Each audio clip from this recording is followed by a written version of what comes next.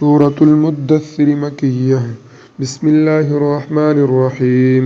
يا أيها المدثر قم فأنذر وربك فكبر وثيابك فطهر والرجز فاهجر ولا تمنن تستكثر ولربك فاصبر فإذا نقر في الناقور فذلك يومئذ يوم عسير على الكافرين غير يسير ذرني ومن خلقت وحيدا وجعلت له مالا ممدودا وبنين شهودا ومهدت له تمهيدا ثم يطمع أن أزيد كلا إنه كان لآياتنا عنيدا سأرهقه صعودا إنه فكر وقدر فقتل كيف قدر ثم قتل كيف قدر ثم نظر ثم عبس وبسر ثم أدبر واستكبر فقال إن هذا إلا سحر يؤثر إن هذا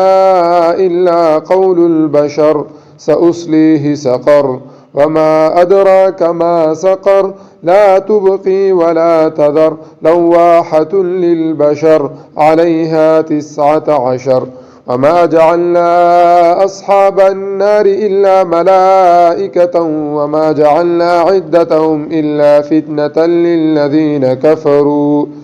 إلا فتنة للذين كفروا ليستيقن الذين أوتوا الكتاب ويزداد الذين آمنوا إيمانا ولا يرتاب الذين أوتوا الكتاب والمؤمنون وليقول الذين في قلوبهم مرض والكافرون ماذا أراد الله بهذا مثلا كذلك يضل الله من يشاء ويهدي من يشاء وما يعلم جنود ربك إلا هو وما هي إلا ذكرى للبشر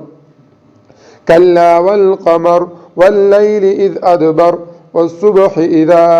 أصفر إنها لإحدى الكبر نذيرا للبشر لمن شاء منكم أن يتقدم أو يتأخر كل نفس بما كسبت رهينة إلا أصحاب اليمين